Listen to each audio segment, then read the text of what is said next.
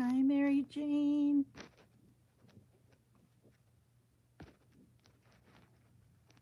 Can you tell me if my super chat thing is on with a little dollar below?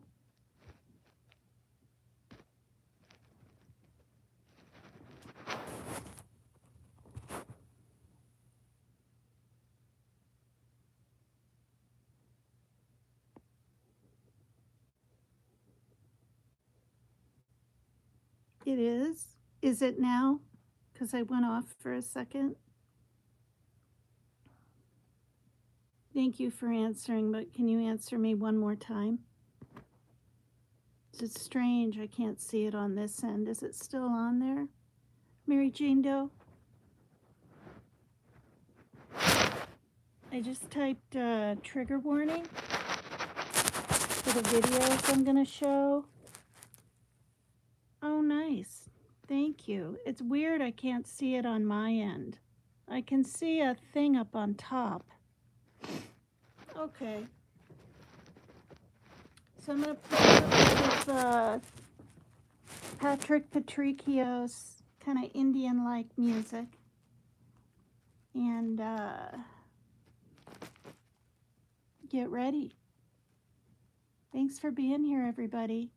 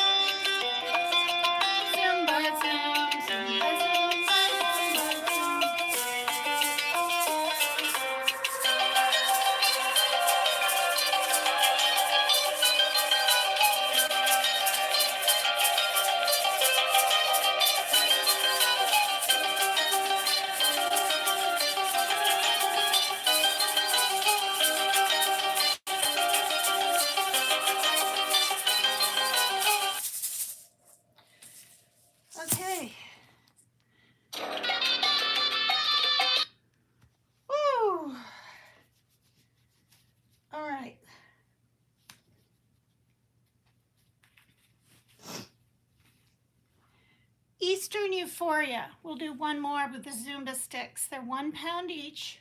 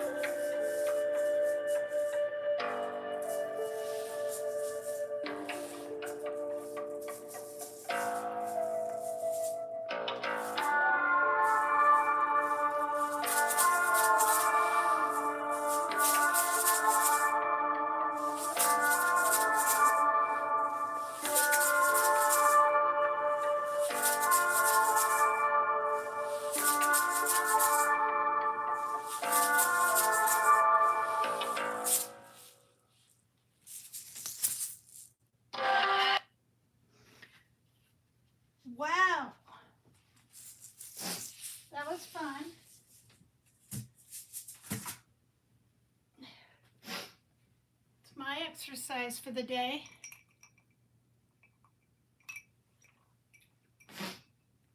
Let's see who's all here. Oh, thanks, Truth Seeker. Love you too, hun. Hope things are going well for you. I married Jane Doe in Freeside. Hi, everyone. Oh no, I don't see my wrench. I see it. I do see it. You have a blue wrench. You have a wrench, hun. So, with this fire in Switzerland that killed 40 people, they thought it was 47, and 115 injured in hospitals, 50 of them in critical burn units across the country, okay, Germany and all kinds of different places that they had to go.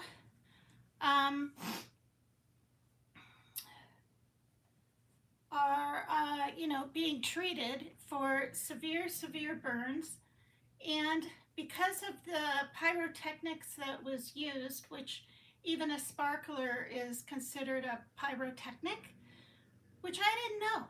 I thought it was just like a sparkler. I thought pyrotechnics were more the flaming big, right? Pyrotechnics, like in the station fire that was in Rhode Island in 2003. And so I was like, I've heard there's been um, some fires, right? Oh, yeah. I mean, I never had high blood pressure. Uh, Jacqueline, hope I can call you that on here. I love that name. I was always what was I? 110/70 for years. And now, you heard about the fire? Yeah, and now I'm like, especially after my little heart attack in April, I call it little because, I didn't have any blockage and I was out of the hospital in 2 days, but um, I have, my doctor wants to see what my, uh, what's the word for it? You know, what it is through the week. He wants me to about 2 to 3 times a week take my blood pressure. The other day I was so calm. It was the end of the evening and I thought I'm going to take my blood pressure. And it was 154, I think, over 85. I wrote it down. I was like, oh my gosh. Because even right after the heart attack and I was going in, I mean, maybe it's my blood pressure thing when it's really massively tight and it's stinging and hurting when you do it yourself, like whatever, I have new batteries.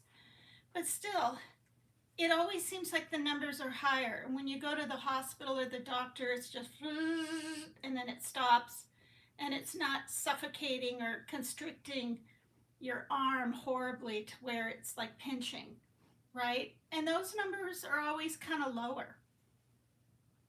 Your dad had high blood pressure. I just assumed, right, it was for people that over 8 maybe were bigger in size that got the high blood pressure and even diabetes. Like, Mary Tyler Moore was skinny and she got diabetes and died from it, right? I mean, she lived to be in her 80s, I believe, but still. Um, so yeah, any of us can get this. And even if it's a little bit high, keep tabs on it then. Keep tabs on it then. So I looked up these different fires and I'm just going to play them for you guys. Oh, both of your parents are diabetic too? Okay, I'm going to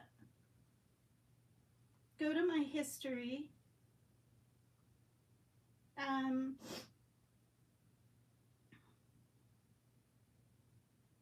Go to this and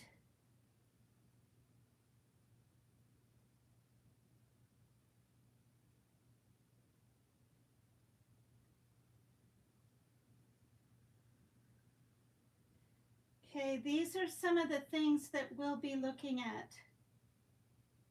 This is from Listverse. Top 10 modern nightclub fires. See that? And I'm going to read them to you, or read one to you and then show a video of it, if there is a video. So,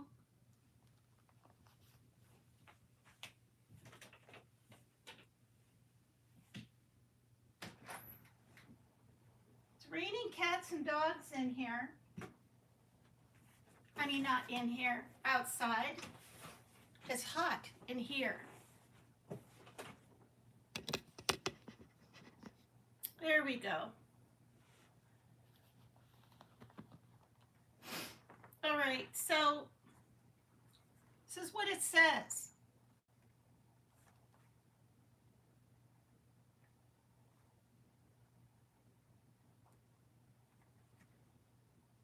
Nightclubs, a place for fun, dance, drink, and celebration can quickly turn into deadly fire traps.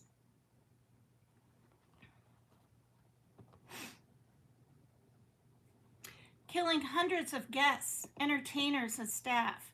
Here are 10 of the deadliest nightclub fire disasters from 1940. to 2009.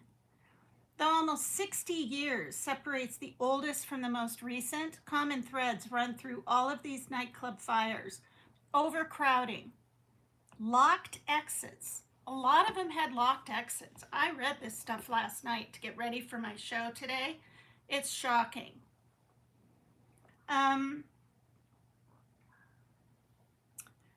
Flammable decorative and construction materials, making them in most cases preventable inside the buildings, usually as part of live stage acts or bands, has been the cause of many of these fire disasters, and the two most recent that occurred in 2009. And of course now we have,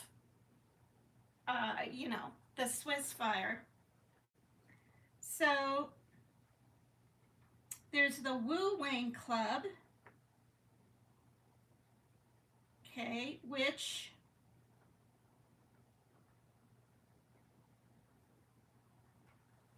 was this place. I don't know if it's China or Japan, we'll find out. I'm thinking it's China, Wu Wang, but we'll find out here. It is China. All right.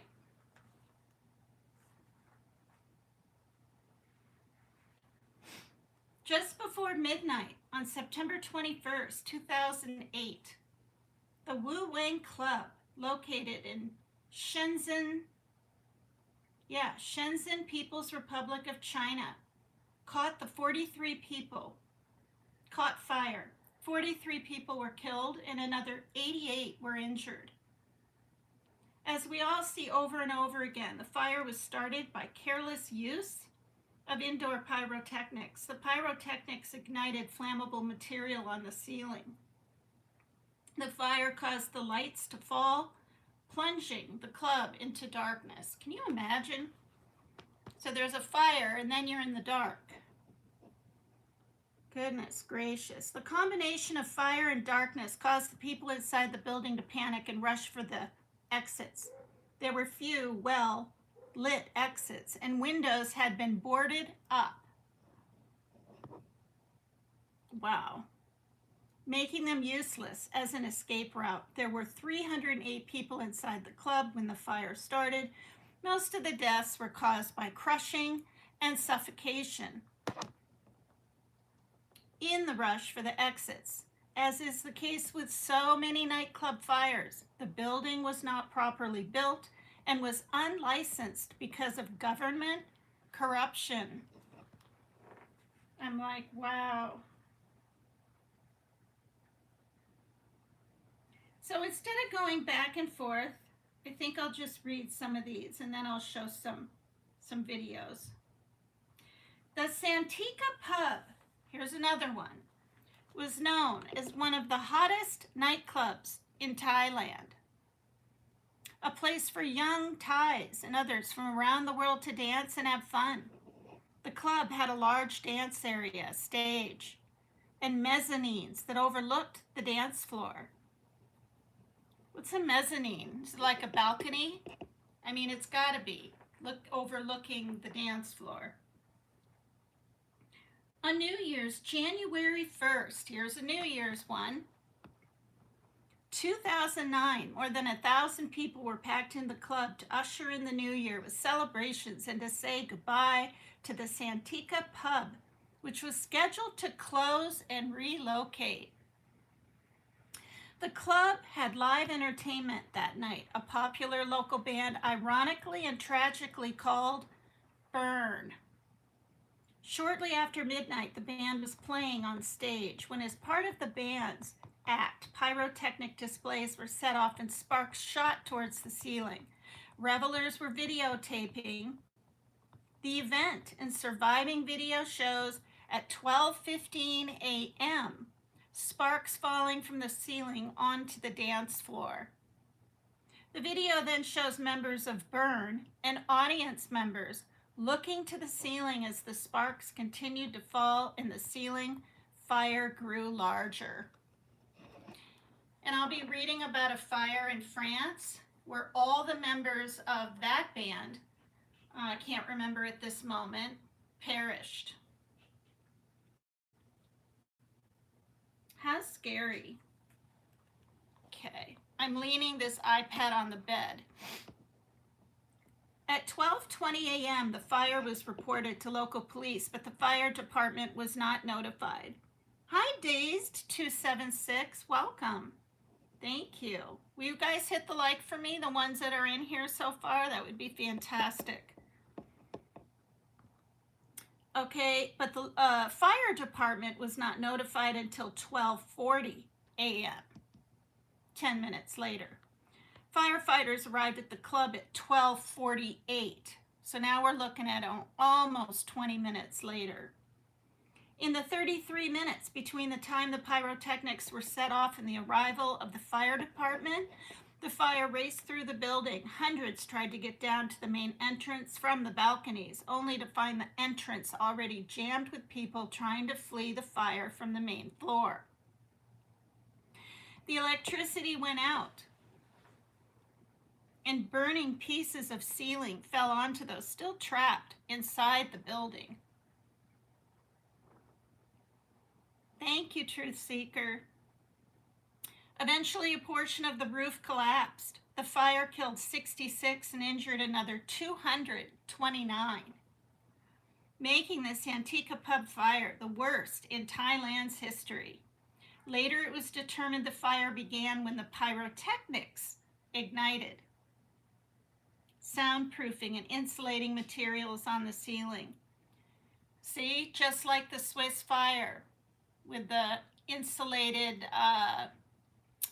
rubbery plastic foam stuff they had there to soundproof the basement. That caught fire at the Le Constellation bar in Switzerland on New Year's Eve. Okay, so this was the worst, making the Santika pub fire the worst in Thailand history. Later, it was determined the fire began when the pyrotechnics ignited soundproofing and insulating materials on the ceiling. In addition, the building was overcrowded, and the main entrance was not large enough to allow for a quick evacuation. Most of those who died were found at the entrance, unable to escape. Just like the station fire. I watched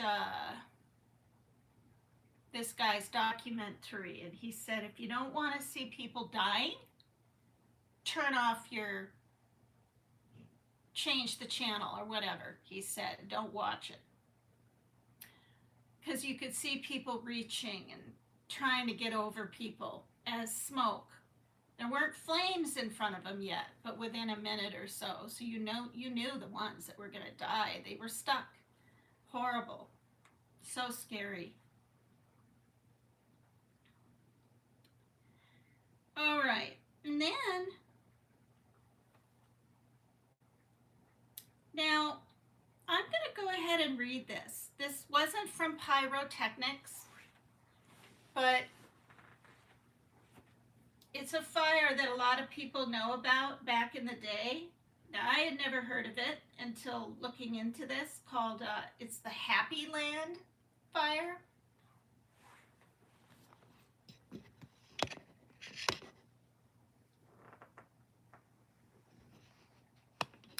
The glare of that lamp is just a little much. The Happy Land fire. All right, unlike most, okay, and I'm going to show a picture really quickly, because I almost forgot, of the Santika pub fire.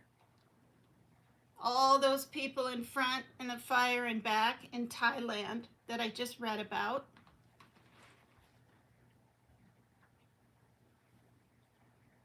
All right, so this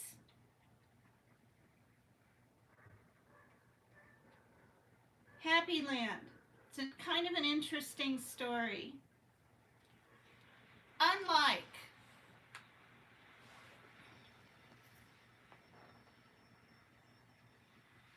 they're testing the fire alarms.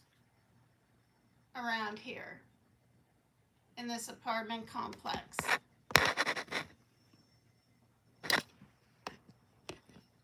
If you hear a bell sounding thing in back, okay?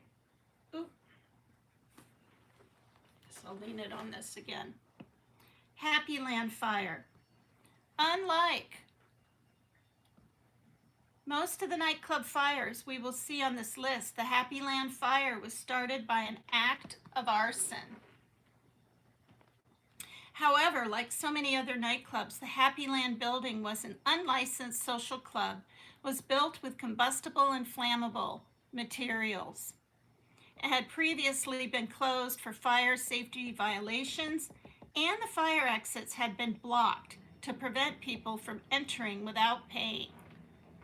Man, I think if people go to a bar these days, they better literally ask, are the exits blocked so people can't sneak in or whatever, and know ahead of time? And if they say yeah, which they probably won't even admit the truth, leave, go somewhere else. I mean, it's one after another here, where exits are blocked. The fire started at the Happy Land, located in New York City, on March 25, 1990. The fire killed 87 people, 68 on the second floor, and the rest on the first floor. 11 people were killed inside a first floor restroom. Most of the victims were ethnic Hondurans. I'm going to hit this so I can get a little short. The fire was started by an unemployed Cuban refugee named Julio Gonzalez, who was upset at his former girlfriend who worked at the club. As a result of the argument, Gonzalez was ejected by the bouncer. Angry, he came back to the club with gasoline, which he spread on the only staircase into the club. Oh my gosh. He then used matches to ignite the gasoline. The fire quickly spread to the combustible material used in the entryway, and then spread from the entryway into the first floor bar, through a door someone had left open. Unlike so many nightclub fires, the Happy Land building did have a partial sprinkler system, partial, on the second floor, but not all of the sprinkler heads activated, and regardless, the sprinkler system was inadequate to contain and control the fire, which started on the first floor. Gee.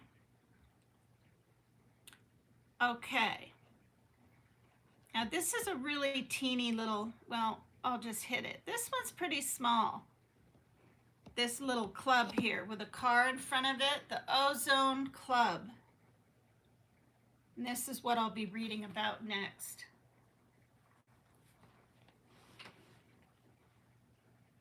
Hi, Barry Carson, 8960. Thank you for the nice compliment. Thank you. You know, some guys like bobs, short hair. It actually shows a woman's neck. And men like necks, apparently.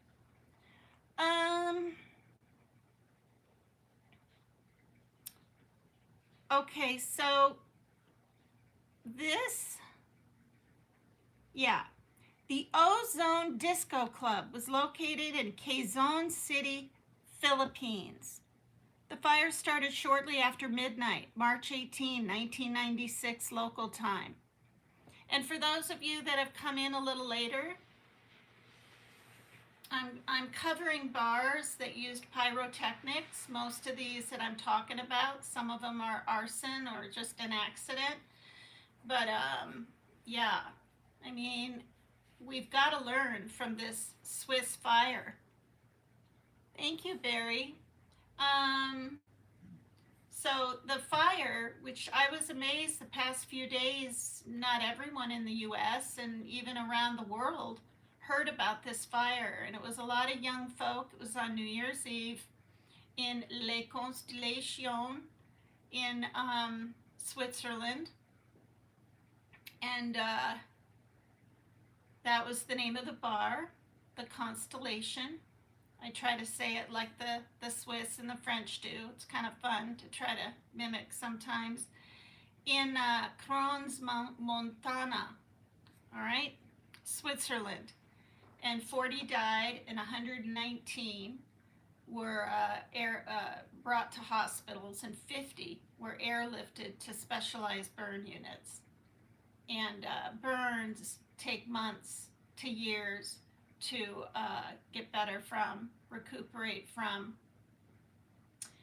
And one guy that was in the station fire in Rhode Island, he survived.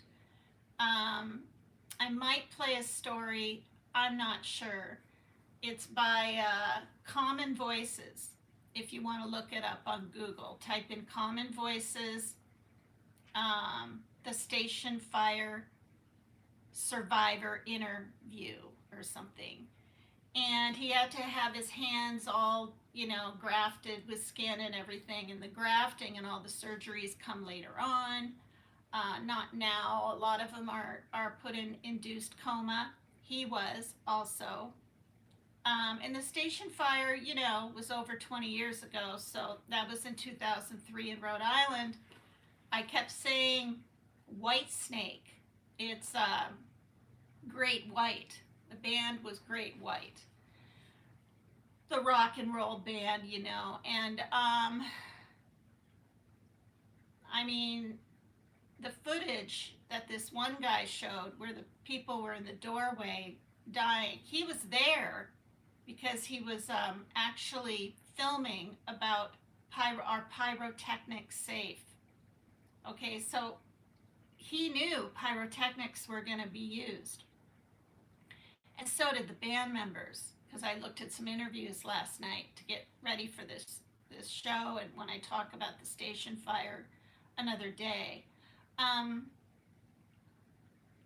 But he was given permission, and I guess the bar was trying to say, no, you weren't, and this kind of deal.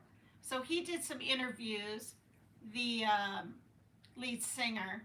He even tried to donate money to the memorial fund place, and they wouldn't accept it. I mean, who is that? The governor of Rhode Island, or who, they wouldn't accept his money. And because people died. So, and the lead guitarist, I said the bass player the other night, the lead guitarist, what was his name? Not Guy, but had a Y in it. He perished. Yeah, so he couldn't get out, but the other band members did. And when it's dark like that, there's all that smoke, and I would panic. I would panic. I mean, maybe not now that I'm a little older, but no, I probably would regardless. And you could hear one lady just screaming in this footage that the newspaper guy, news person was there. She's like, where's my husband? Where's my husband? Oh my God, where's my husband? They didn't show her, but she was in back. I don't know if she even survived. Now, the other mistake I made when I was talking about the station fire, I thought 70 died. 100 died in that fire. And there's like a memorial and all this kind of stuff there now in that spot, but the entire building, it looks like a little wooden, or like it was, a little wooden house, like a shack, I don't know. And, no sprinkler systems in this. So this guy did an interview because he was asked they needed one more vote to pass a sprinkler system, at least in all the bars in Rhode Island, okay? And they couldn't get it. And this lady asked him to tell his story. And that did it. And the guy said, the man said, okay, you have 3 minutes to tell your story. And he said, Okay, well, I had 3 minutes to get out of that building, and people burned to death in 3 minutes. And the whole place was just, you know what I mean, just quiet. And then he got their attention, and he talked, he said, for about 11. And that made them change their vote. His fiancee, Donna, was killed in there. He had her hand, but she slipped or it let go. And he was pretty badly burned. He said he was crawling over mounds, he says in the interview. And he said, in hindsight now, he knows those were trigger warning if someone wants to put it in chat, um, along with the copyright disclaimer, Mary Jane Doe, or anyone that's still in here.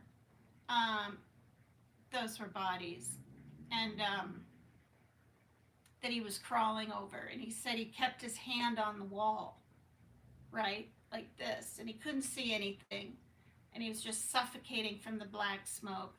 He said the inhalation of not being able to breathe, he said it's as bad as getting burned. It just burns your throat. It's not, you know, and I had a kitchen fire, and I won't get into the whole thing. A rice cooker caught on fire. It was brand new, wasn't even plugged in. The plug was up inside it, but it was on a front burner, and I was sterilizing a flea comb in hot water. I don't do that anymore. You can do it because I have kitty cats. And yeah, I left because it's just water and plenty of it, not that. Just 2 minutes down to check the mail.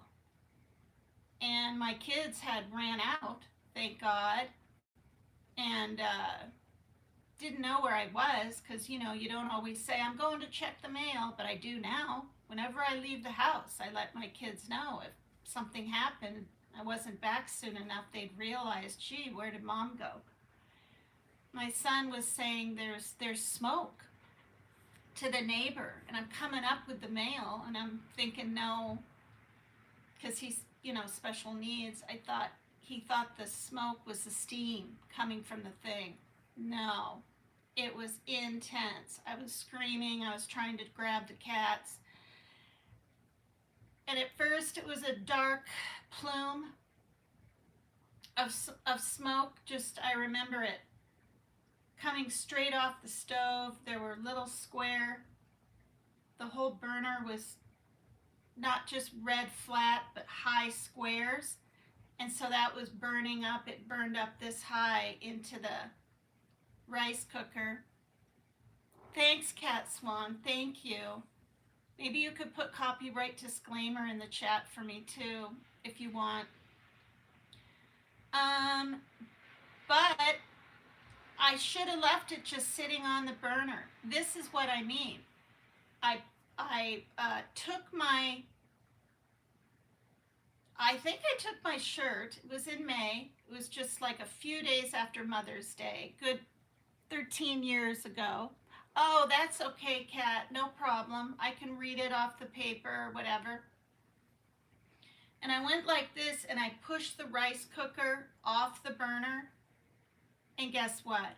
It made the smoke go from gray to completely black now. It was crazy. And it was sticking, right? It's all gummy and melting. So now it's sticking.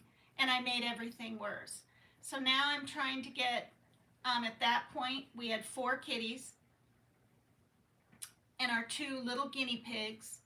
My daughter grabbed the guinea pigs. I asked her to, because the fire was confined to the kitchen, although it was scary because I didn't know if the oven was going to blow up or what the heck, but I had to get the helpless little animals, you know. My daughter came in, I think she was 12, really quickly. I handed him to her, didn't even put him in a cage or anything. She just had him like this, wrapped in a coat, and I said, okay, go down to the playground. Thank you, Mary Jane Doe. Thank you so much. And she's sitting down there, you know, and it's not raining, thankfully, but what was weird is that I'm dealing with this fire up here on the third floor, and people are just talking and at the playground, and I'm screaming. And finally, a neighbor heard, and he comes up and he said, "Oh shit." I remember him saying, "Oh shit." And he pulled his uh, t shirt up over his face and then grabbed the fire extinguisher, which was right outside of my door, but I didn't know how to use it. And honestly, I forgot it was there. I mean, when you panic, you don't even like, I couldn't even think rationally. I mean, I really couldn't, you guys. So I'm trying to get the cats, and they're jumping over each other like deer, like this, you know. I thought they would head out to the deck or something so they could breathe. No, they just want to hide. And one ran out the door. We found out 2 hours later, we found him in another apartment, petrified with his nose to the wall in the corner. All I could see was Smokey's back, and I got her. And that's because a neighbor said a cat ran into our apartment. And the other one scratched me, pounced, and I got him um, in the carrier, you know, and adrenaline's going, so I didn't even notice like the scratch marks I had down my arm right here. They were pretty deep, but not horrible, no stitches, nothing like that. But I didn't even notice. Like I felt nothing. Yeah, and and then and yeah, and so that's two, and another one I got in the other carrier, and then Tito went under the bed. And for a long time, I didn't keep sheets and pillows after the fire under the bed because I couldn't see him. I couldn't get to him because we kept things under the bed. Um, and I thought he's gonna be dead because honestly, the firemen didn't get here right away at all. And you couldn't pull the fire extinguisher thing because I don't know, someone that works here put duct tape, blue duct tape like this because kids were pulling it. Well, that has to be against the law, right? Even if kids are pulling it and playing around, you don't cover it up with tape or whatever. So people had called the firemen, but I'm telling you right now, they didn't get here for, I know times seem like it's longer when it's happening, but I can dare say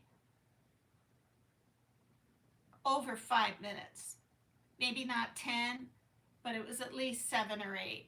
They said I did a good job. They put which was nice. They put 4 really big fans in the house for 4 or 5 days to get that smoke out. And I remember, see, in hindsight now, maybe this video will help someone. Don't just hold your breath like I did. You know, I was like, and I would run up to the window and try to breathe after 12 seconds or whatever of trying to get the cat. If I had wet part of my shirt even and held it up, or cloth, anything, that would have helped me breathe a little bit. I didn't even know that. So there was white fire extinguisher foam stuff all over the kitchen. Everything had to be thrown out. The plates and everything that were inside the cabinet all had to be washed, and even though the thing was shut, because my neighbor sprayed all over and got the fire out. But the flames, by the time the firemen got here, it's a good 12, 13 years ago, were this far away from the sprinkler system. So it had the when I tried to move it off the burner, and it was in front, I remember turning the back one off where the water was boiling. It's weird. It's like all I could think about is this oven gonna explode? But I just had to take care of some things in the house. I mean, in hindsight, I risked my life, but I felt like I had some time at that point, right? I remember going click, turning off the back burner, trying to move the rice cooker off, made everything worse. They said apparently the kid taking his shirt, I hope he didn't perish. I have a feeling he might have, though, because a lot of those kids that were down by the bottles in the Swiss fire died. I found that out. The waitress with the long blonde hair, if you see a video of her, she has one long braid, or I think two, and she died. She was a seasonal worker.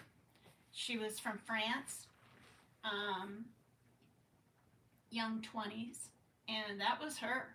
I saw her being walking out. She hadn't been hoisted yet on the shoulders. Um, anyway, even if you take your shirt and try to do that and the flames are big enough, that can make a flashover spread, somebody said. But I mean, I'd do the same thing. I don't think I would take my vodka bottle, and try to douse it. But these are kids, age 14 to 20. And if you watch some of my past videos, you guys, the banker guy that saved a bunch of people talked to different people, and that bar was known for letting underaged teens. The drinking age is 16 in Switzerland. 14 and 15-year-olds could come in with booze in a backpack, not even kidding, because it was so expensive to buy that there, and then afford to buy the beers there. I mean, these owners, these Morettis, Jacques and I can't remember his wife's name, they need to be held responsible for cutting corners, not having enough exits,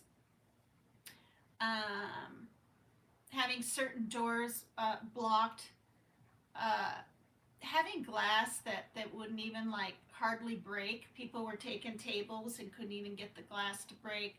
Having the flammable insulation down below that didn't even have fire retardant on it, apparently.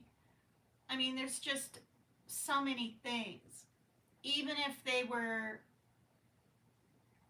in compliance and had the 3 checks in the last 10 years, which isn't that much if you think about it, 3 checks of your bar, it wasn't safe.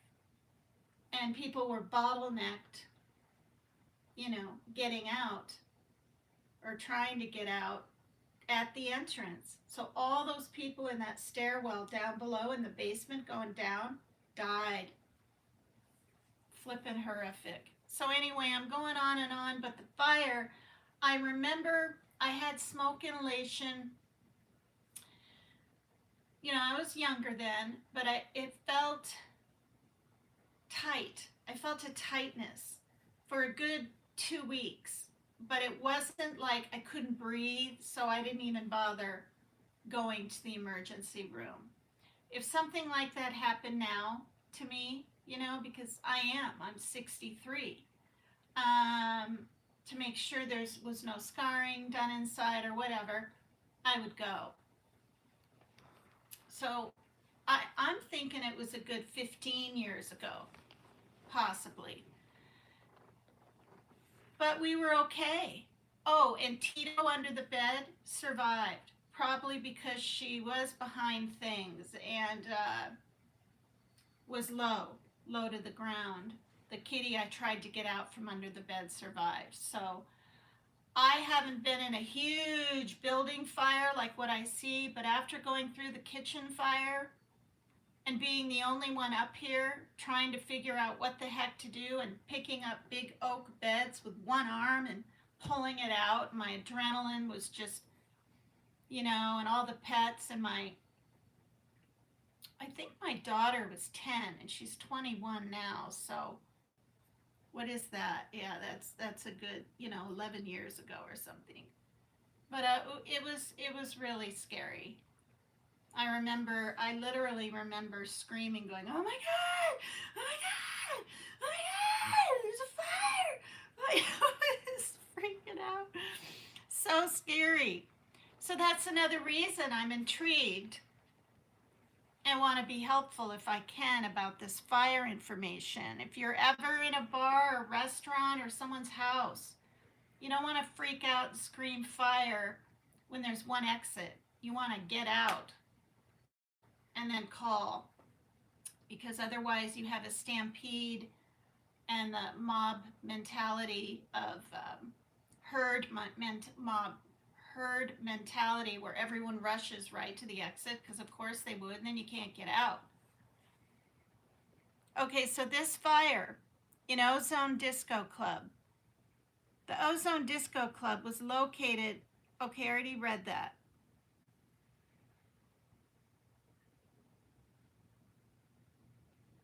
Well, I'll just start over. The Ozone Disco Club was located in Quezon City, Philippines. The fire started shortly after midnight, March 18, 1996.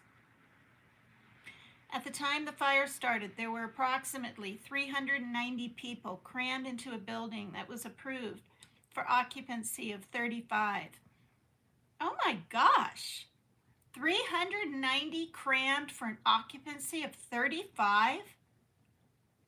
At least 162 people died, 95 were injured. The Ozone Disco Club fire is the worst fire in Philippine history. Like most nightclub fires, the victims were predominantly young.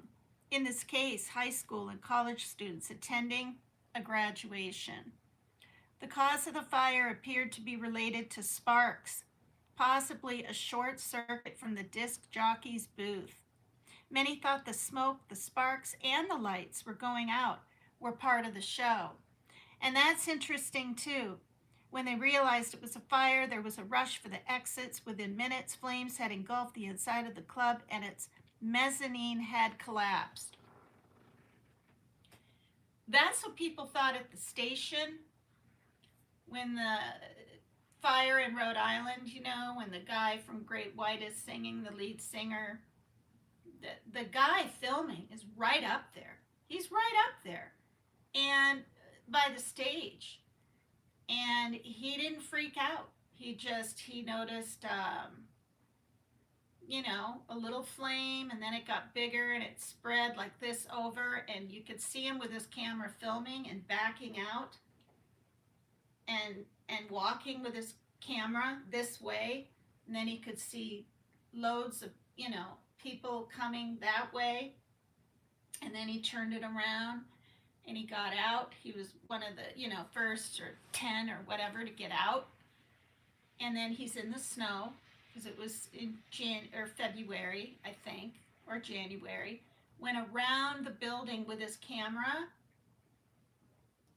to the front of the building, and that's where he got footage of people trying to get out that didn't make it. Incredible. So in this Philippine fire, many of the bodies were discovered along the corridor leading to the only exit, piled up waist high. Quezon City officials were quoted as saying that the club's emergency exit had been blocked by a new building next door and that there was no proper fire exit.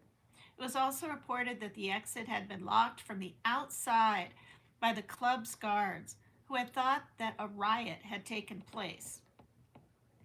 Since the fire, there have been reports of ghostly hauntings of the remains of the building, which was never restored and still stands today. Oh my gosh. All right, now we got Club Cinq September. Cinq is C-I-N-Q, and this was in France.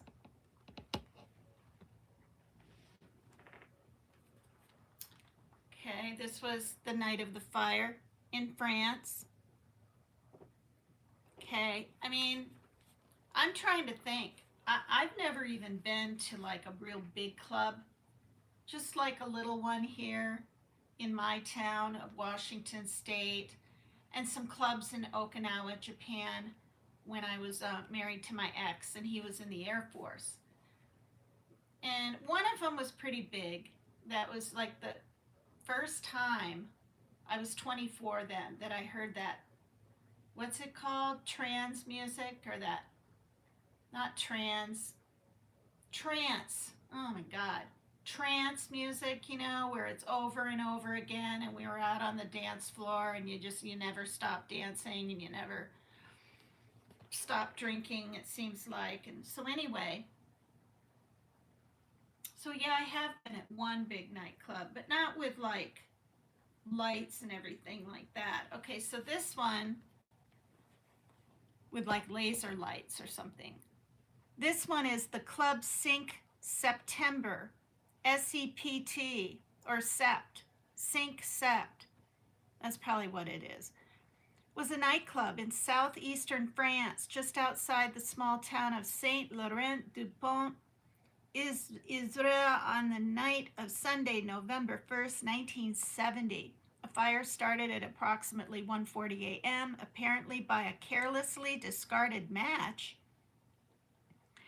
About 180 patrons remained inside the nightclub at that time. Of those, 146 people would not live. Oh my gosh. I mean, that's all of them, except like 40. A popular nightclub with the young, most of the victims were under the age of 30, and many of them teenagers. Like so many nightclubs, the Club Sync Sept was constructed and decorated with highly flammable and combustible materials such as polyurethane and paper mache. The fire began in the upper gallery and quickly spread. About 30 people were able to escape out the main entrance before the fire fell from the gallery above, blocking the way out. 2 other exits were not marked and were locked. This is what I mean, once again, with the exits. You people are going to go to bars and nightclubs, and they're all over the world, right? I mean, can you imagine, though, if you go up to a manager, or even if you ask for the owner, if you can get the person, they could lie and say, oh, yeah, we have plenty of exits. So I don't know, but at least inquiring, right?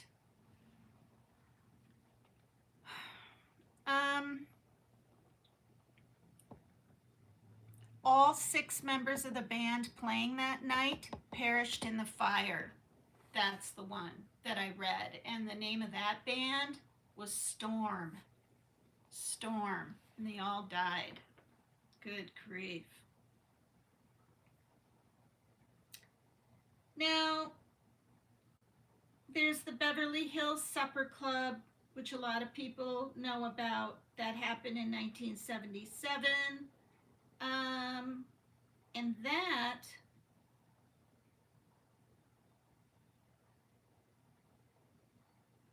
there were fire extinguishers there, but that's not pyrotechnics. So I'm not going to read about that one. Now there's the Republica Cromagnon. Republica Cromagnon. Something like that. That's this one.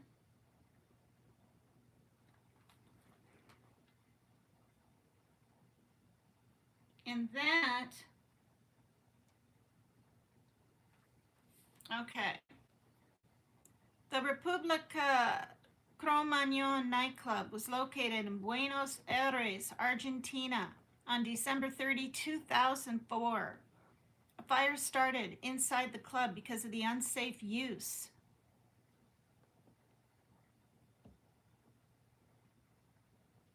of fireworks / pyrotechnics. The fireworks, as we have seen before, ignited highly flammable construction and decorating materials. In this case, a plastic net hung from the ceiling and foam material. Elsewhere in the building, flammable teddy bear stuffing was used as a cheap alternative to fiberglass or rock wool. Wow. Approximately 3,000 people were inside the club when the fire started, and 194 were killed. Another 714 were injured. Where there are pyrotechnic displays, there are usually bands, and this fire was no exception. This night, the club was being playing by the rock group Callejeros. Callejeros. The club owner and the band's lead singer had told the patrons not to use flares inside the building. Wow. To no avail. As always seems to be the case with nightclub fires, 4 of the 6 doors, some of which were fire exits, were chained shut so that people would not enter without paying. Most of the victims died from inhaling poisonous gases, smoke, carbon monoxide. The band members escaped with their lives. This is so intense. Wow. Okay, we're down to just this one and a couple more. This is the Rhythm Night Fire. With a car like that, it must have been back in the day. Rhythm Nightclub. There, it says it right there. Rhythm Nightclub. Is this the one where...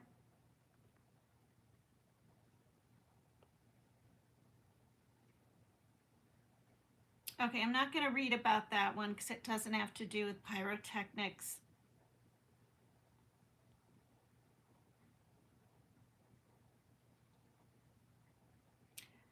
Okay, this is interesting. I mean, it's very sad. It's not pyrotechnics. I think he was a worker there that was just trying to be helpful to a couple. And it's interesting, but very sad. So I'm gonna show this. This is the Coconut Grove fire.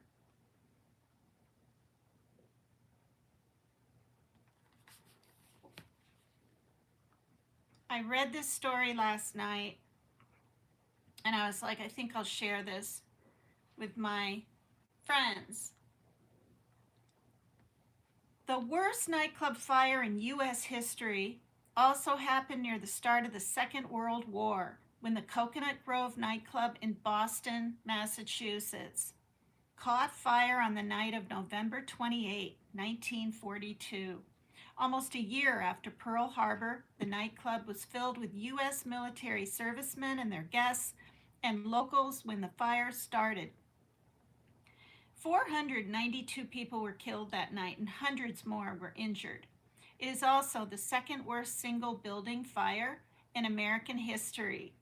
Only the Iroquois Theater fire in Chicago in 1903 killed more, 602.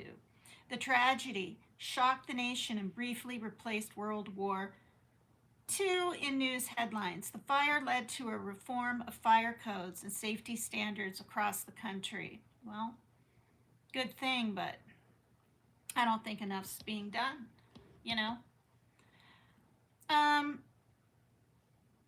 The Coconut Grove was filled with approximately 1,000 occupants that evening, more than twice its official capacity of 460. Like the Rhythm nightclub fire only 2 years earlier, flammable and combustible materials and decorations were used inside the building. The restaurant, bars, and lounges inside were fitted out with flammable paper palm trees, cloth draperies covering the ceiling, flammable furniture, and other flimsy decorations, some of which obscured exit signs. Oh my gosh, you guys, it's just too much. The fire started at about 10:15 p.m. in the basement of the building when Stanley Tomaszewski, a 16-year-old busboy, was instructed to turn on a light which had been unscrewed from the socket by a young couple wishing to kiss in the dark. As he attempted to tighten the light bulb back into its socket, the bulb fell out in his hand in the dimly lit lounge. All right. Stanley, unable to see the socket, lit a match for a moment to illuminate the area, found the socket, blew out the match, and replaced the bulb. Almost immediately, patrons saw something ignite in the canopy of artificial palm fronds draped above the tables. This poor kid, I hope he at least made it out alive. I can't remember if he did. The fire quickly spread along because he's just doing his job. He just wanted to please and was probably told to, fix the light. And the fire quickly spread along the fronds of the palm tree, igniting nearby decorations on the walls and ceiling, and raced up the stairway to the main level. People's hair exploded in flames. Oxygen was sucked out of the rooms, and the fireball exploded through the central dance floor. The flames spread to 2 other adjoining rooms. Within 5 minutes, the entire nightclub was ablaze. Good grief. Unbelievable. All right. I'm going to read that again. The fire quickly spread along the fronds of the palm tree, igniting nearby decorations on the walls and ceiling, and raced up the stairway to the main level. People's hair exploded in flames. Oxygen was sucked out of the rooms, and a fireball exploded through the central dance floor. The flames spread to 2 other adjoining rooms. Within 5 minutes, the entire nightclub was ablaze. Goodness gracious, the Coconut Grove in Boston, Mass. I used to live in Massachusetts. I lived in Waltham, Mass for 1 year when I was 29. I moved there from Vermont. I had a boyfriend. We were engaged.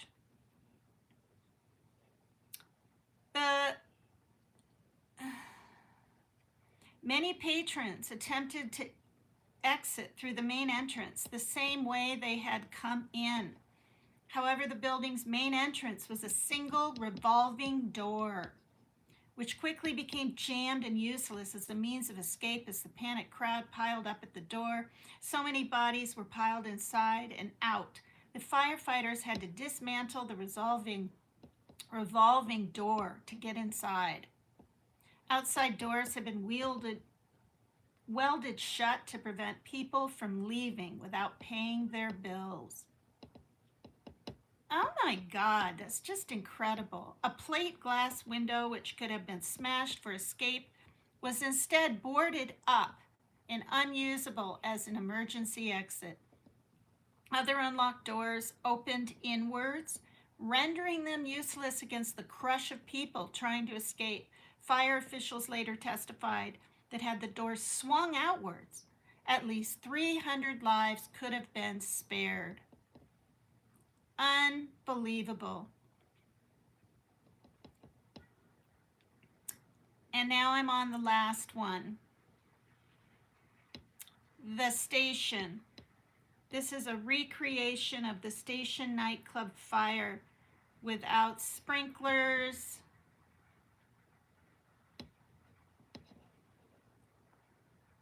How long is it? Oh, fiddlesticks. Oh, okay, there we go. So this is what the station would have been like. Is there volume? Okay, there's no volume. I'm going to start it over. Room, lower view.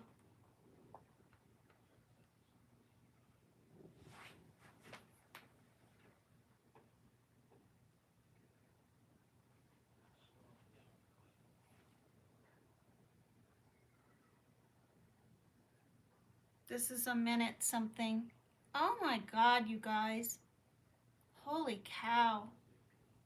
I have essential tremors. I've had them since 1989 when I used to party. What happened? And, as I get older and go through more stress in life, here, I'll lean it against my body. They get worse.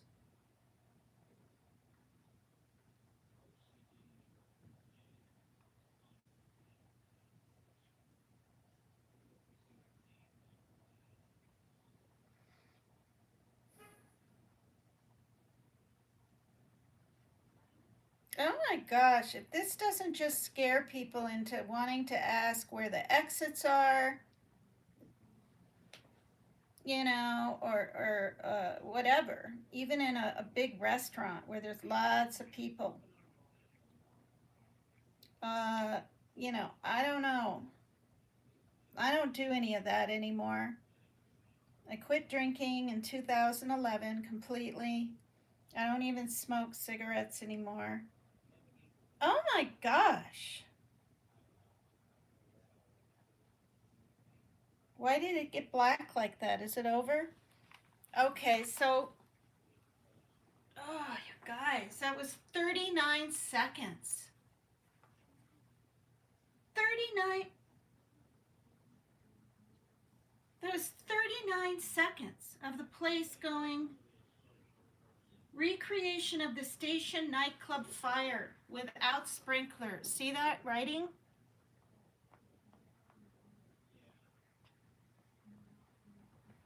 Ah, I've never seen that before, you guys. That kind of freaked me out. Okay, just a minute here. I'll be right back.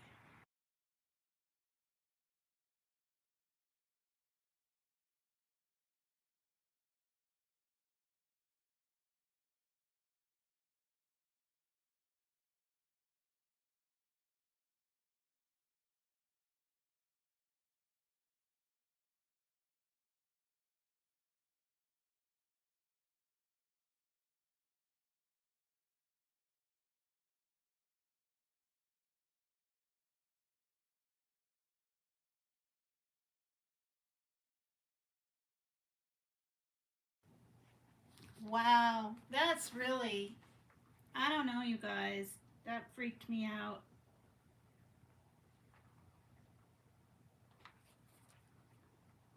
Okay.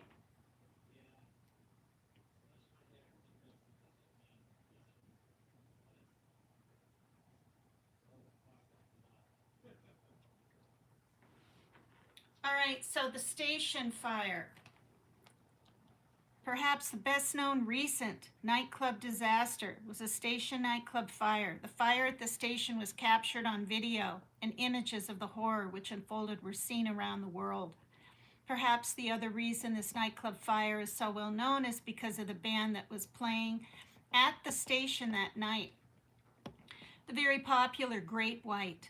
The fire began at 11:07 p.m. on a Thursday, February 20, 2003. The station was a rock and roll themed nightclub located in West Warwick, Rhode Island. 100 people died in the fire, making the station fire the fourth deadliest nightclub fire in American history. As we have seen time and time again, the fire was caused when pyrotechnic sparks set off by the Great White Tour manager ignited flammable sound insulation foam in the walls and ceilings around the stage.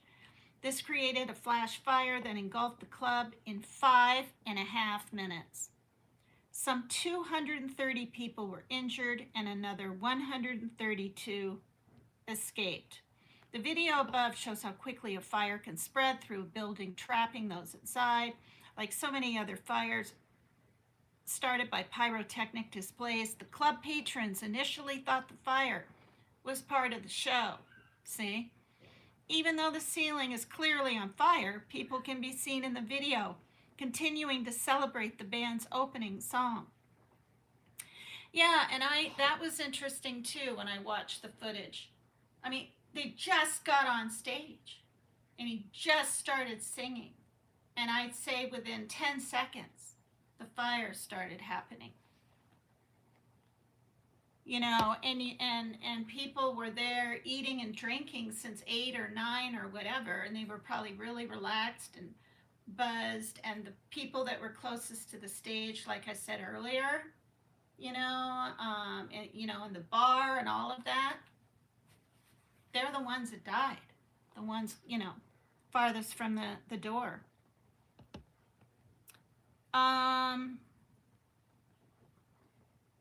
Okay, it says 20 seconds into their first song, the band stopped playing, and lead singer Jack Russell calmly remarked into the microphone. He says, Wow, this ain't good. In less than a minute, the entire stage was engulfed in flames. Most of the band members escaped through a nearby exit. The fire alarm then went off. People now realize it is a real fire and unfamiliar with the club layout and the location of other exits. Naturally moved to the most familiar exit, the entrance where they came in. The resulting stampede for this one exit, though other exits were available, blocked the narrow hallway leading to the front entrance. I think there was only one other exit, way in the back where the band members got out.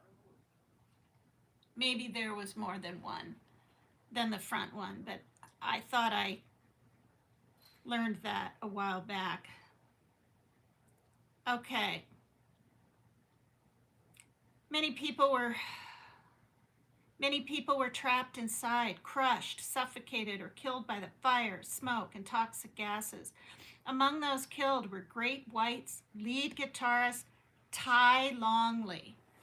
Remember I said it had a Y in it and I was saying, is his name Guy or whatever? It's Ty. Ty Longley. Longley. That's so sad. The fire was caught on videotape by cameraman Brian Butler for WPRI TV of Providence. Butler was at the station that night doing a segment on nightclub safety. In the wake of the E2 nightclub stampede in Chicago that had claimed 21 lives only 4 days earlier. Okay, and I didn't know that.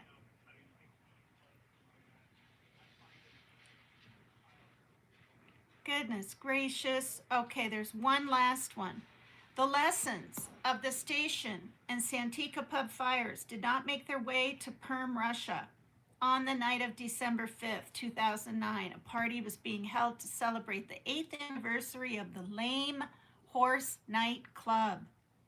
More than 280 people were invited at approximately 1 a.m. As the celebration was being videotaped, someone set off a pyrotechnic device. The club had used such firework displays before. This ignited the low ceiling, which was made of plastic covering and dry willow twigs. At first, no one reacted, possibly thinking the fire was part of the celebration. The master of ceremony continues with the entertainment. Soon after, video shows the fire spreading along the ceiling and quickly moving to the walls. The MC announces that people need to evacuate. People begin to leave. Some evacuated out a rear door, but this exit was not illuminated and unknown to many inside the club. Most of the crowd went to the main entrance to try to escape the burning building. One leaf of the club's double doors was sealed shut, slowing the evacuation as panicked people pushed toward the doors. People tried to push through the narrow exit. Many did not make it and died only feet from safety as people piled up at the doorway. Others broke windows in an attempt to escape. This allowed oxygen to enter the burning building, speeding the fire. Yeah, and that's actually what Paolo, now I can't remember his name. Anyway, Paolo is his first name, the banker that rescued some kids. The fire got worse once oxygen in the air got in, but I mean, you've got to break a window or a door or something to rescue people.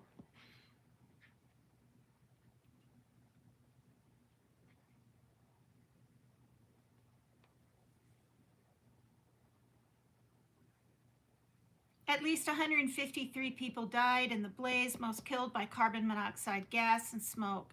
Scores more were officially burned and are still receiving treatment. The Lame Horse Nightclub fire is the deadliest in Russia since the fall of the Soviet Union in 1991.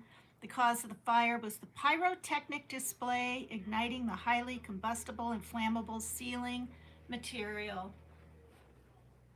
Just like in Switzerland when the waitresses were hoisted up on men's shoulders and their right? Holding the champagne bottles. A lot of them two in each hand. So you got three waitresses at least with one, two, three, six, and the things, and it touched the ceiling. And there's footage out there. A lot of you have heard about it, and it's really sad. And I was going to show some video of these fires, but I'm not going to. Hi, Amanda Elizabeth. Thank you. Hi, you guys.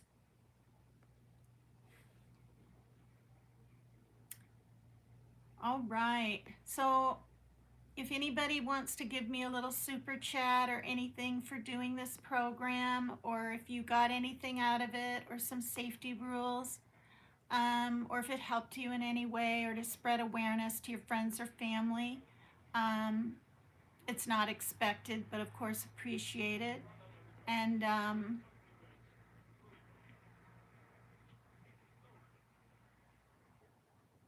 yeah. Okay, so don't I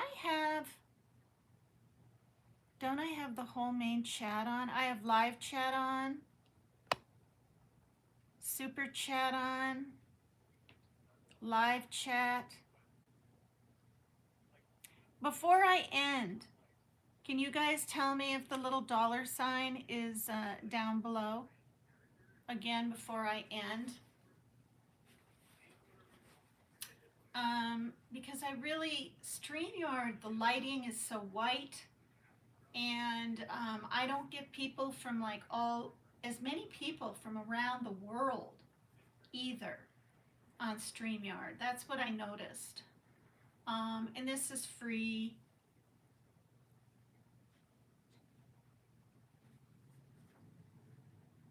Somebody let me know that. Should always have the buddy system. Yeah, yeah.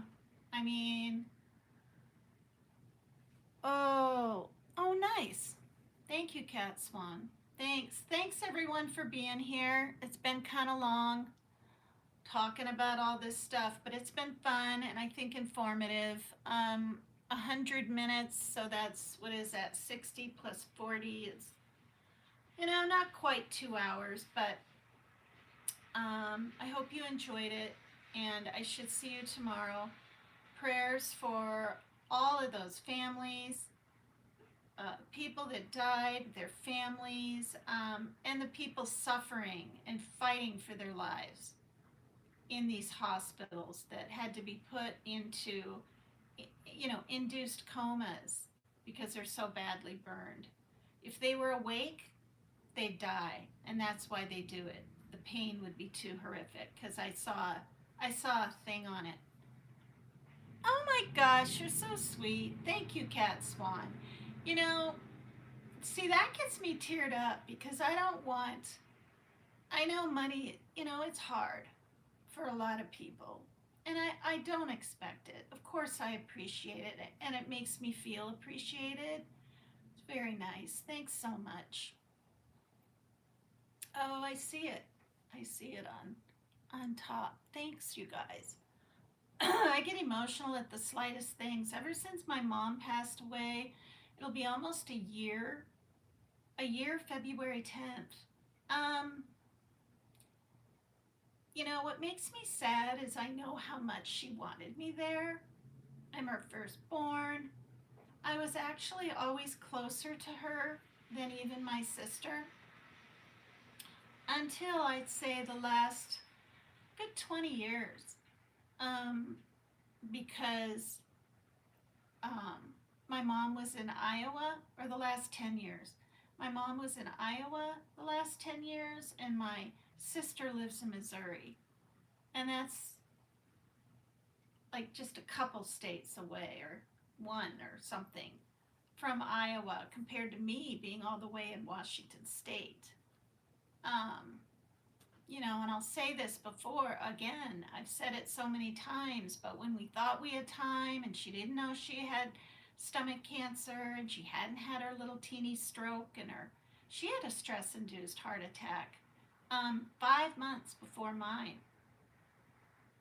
Yeah, or January, 4 months before mine. And before she had those things, she's getting older, right? She's 80, 81, and 79 and all this. So she was having company and enjoying life. And she even went canoeing with some, down this little river, with her husband and some friends from Vermont and Chicago. And I mean, we talked. We were like, okay, well, maybe next time, next summer, and either money didn't make it happen on her end or mine, or time. And for years before that, her and her husband would travel around and sell his sculptures. So they were always gone. They were on the road a lot. And they also had to make a lot of trips flying to Vermont because his father, her husband's father, was the head person of some college in Vermont. And and he was with the, uh,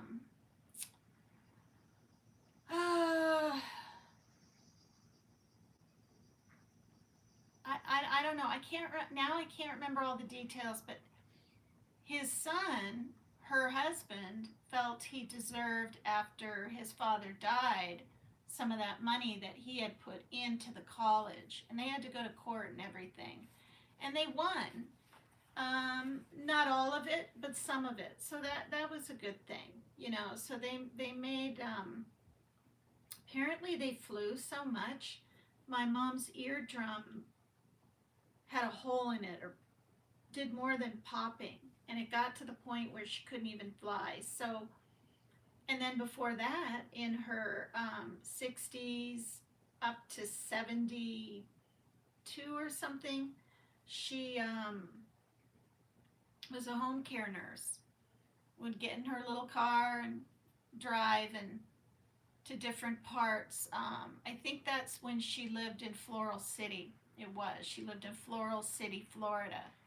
And so, we talked a lot. I worried about her being on the road, but, you know, and when she would travel in her car to Missouri, I worried. Because a lot of those visits, she was alone. Her husband didn't go with her. He had to stay back and take care of the pets and this kind of thing. And I remember saying things like, do you have one of those AAA cards, and make sure your phone's charged, and do you have a charger, and if you get a flat, don't just trust any truck driver and stay in your car. And it's like I'm being a mama to my mama, and she said, oh, Megan, I'm fine, or something like that, and she was all that traveling she ever did. But I didn't have the last time I saw her was 2011 with my daughter when we took a train. And yeah, it was a beautiful visit. She made homemade potato soup, and we both loved it. My son was with his father. He didn't want to go anyway on the train. And she did some Tai Chi out on a little road there in Baroque. She lived in a extremely teeny town. I mean, it's like 100 people. You can look it up. And maybe it's a little more now, but back then it said 100 on the thing. She did some Tai Chi, and I wished that I had been able to film it.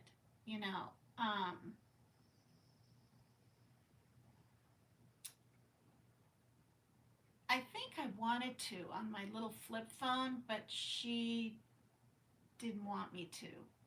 She's never been into FaceTime and all that stuff, and I think she felt that it might have been a little invasive. Do you know what I mean? To film her, like, who's gonna see her? But she was doing this Tai Chi, and I remember moving her hands really slow, like, and dancing on this little dirt road outside her house. And yeah, so between that and her making scrambled eggs for breakfast, and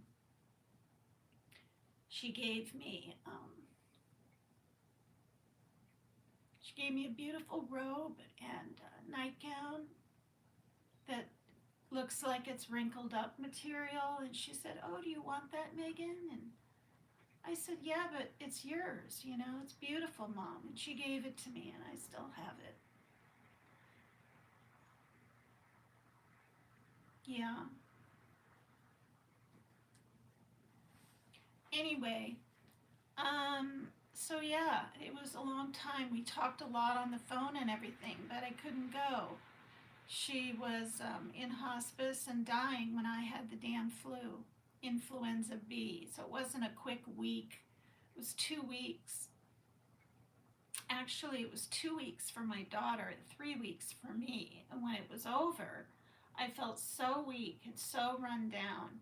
Like I've had a head cold with blowing and sneezing, but nothing to how I felt. I could literally see, I could understand why people in their 70s die from the flu. Die. And I couldn't really understand it before. I do now. It was awful. And I found out which strain I had because Steve said, "You need to, for her husband, you need to find out if you have COVID. And if you do, of course, you can't come."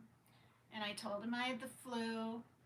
And, you know, of course, I can't come with the flu. He's older too. She was 82. I think he was 72. I think he's 10 years younger, but he has his own health issues and had cancer in the past and all this. So it was, yeah, didn't make it before she died, but my sister was there and I got pictures. Yeah, yeah, she did. But I kind of sometimes think, Kat, that I don't want to say God gave me the flu, but I kind of think that I probably might have had my stress-induced heart attack a lot sooner, and I might not have been in a safe place. I could have been on the airplane flying home. I don't know if I had seen her dying. Like my sister got to visit for a few reunions here and there, and I have lots of pictures, but I lived so far away I couldn't get there. And even when I could get there, she wasn't ready for me. And then even like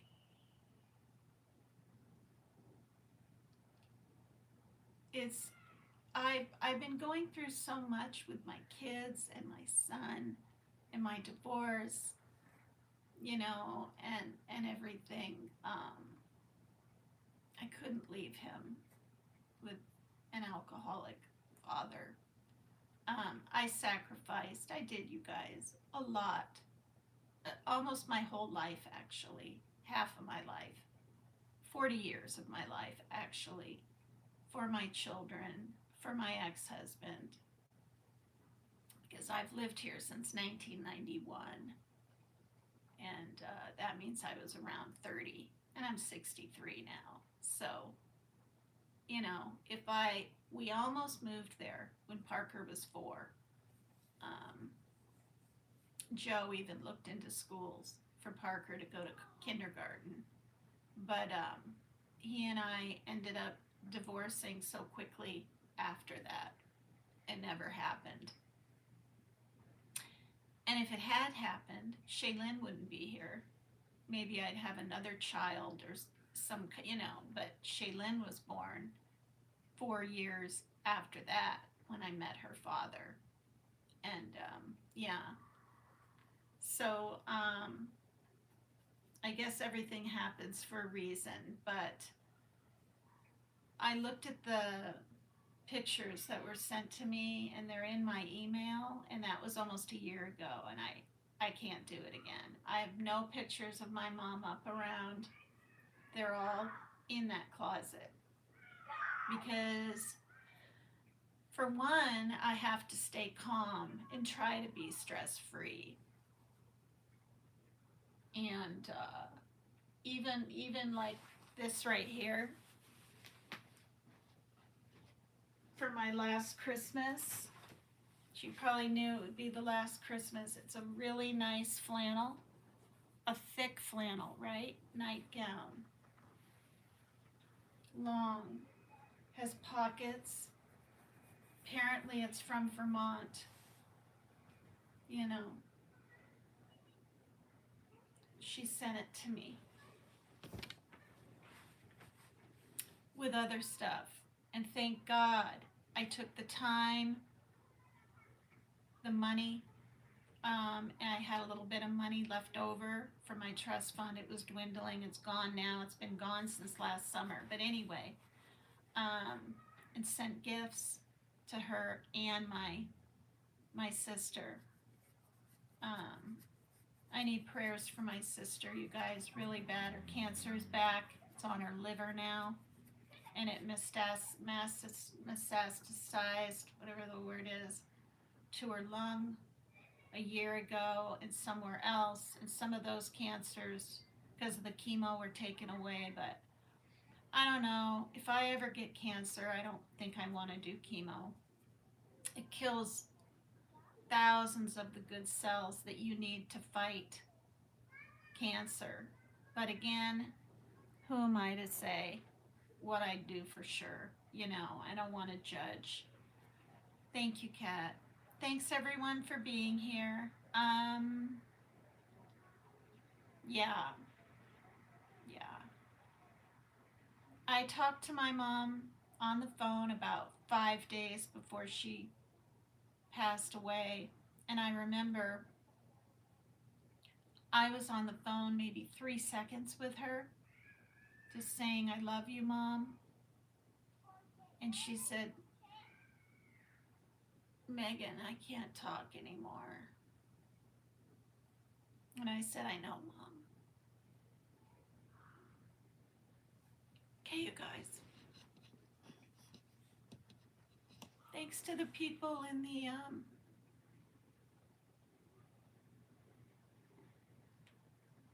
I'll just say in the bushes this time. Love you. This is Brood Awakening. Thank you for the super chat, Kat. And if you guys want to ever display your emojis, they're there. The little guinea pigs and the kitty cat. And I've got some badges too. All right. Thank you. Yeah, my sister is going to do, for people that don't know, she told me. I talked to her when she was in the hospital. Christmas Eve, she had to go in. She found out she had jaundice. She was jaundiced, and had to have stents put in, both of her kidneys. She said she would call me when she gets home and feels like it. I'm hoping. I don't want to bother her, but maybe I'll just try to call the house. I wouldn't think she'd still be in the hospital, but maybe she is. She said she's going to do chemo again, therapy, but once a week if she can handle it. If she feels too sick in 2 weeks, she's just going to let things happen. Yeah, which means, you know, because she was really sick on it before and she did it for quite a while, quite a few months. But then they switched her to a chemo pill, or a chemo pill, not the pill. And that was helping, but not enough. So I shouldn't say this. I'm expecting the worst this year, but hoping for the best. And that's kind of how I've been my whole life, wondering when the other boot is going to drop, so to speak. Anyway, thank you for the prayers for everyone, and the world needs prayers out there, and stay safe. Okay, bye you guys. Hi Lil Timmy, hello. Hi, I'm ending my live. It's been close to 2 hours. Check out some of my past lives on the fire in Switzerland, and I have a pretty good one where Paola, the banker that gets a crowbar and gets the door open or whatever, breaks the glass and gets about, he says, 5 people out. They thought it was 10.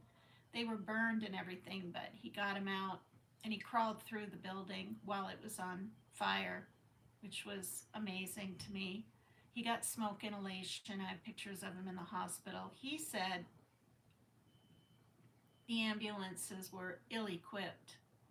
And he's not trying to point the finger. He says, I know they're professionals and they did the best they could, but there were no stretchers. There was no oxygen. There were no IVs. There wasn't even a fireman there for,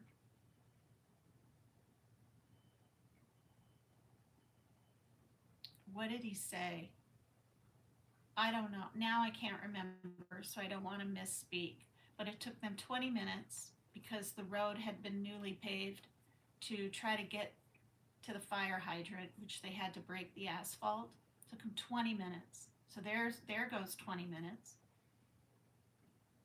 Yeah. No makeshift tents.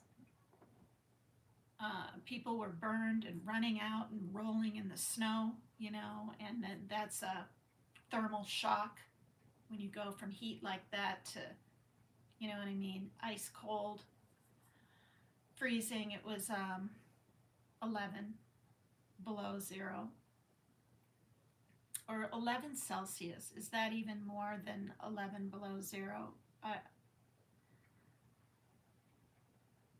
Daniel Berry Sports. Thanks, everybody. So, yeah, I'm really going to go now.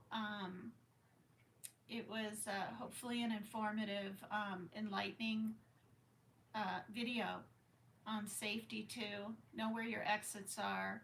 You see smoke or fire, tell your kids now.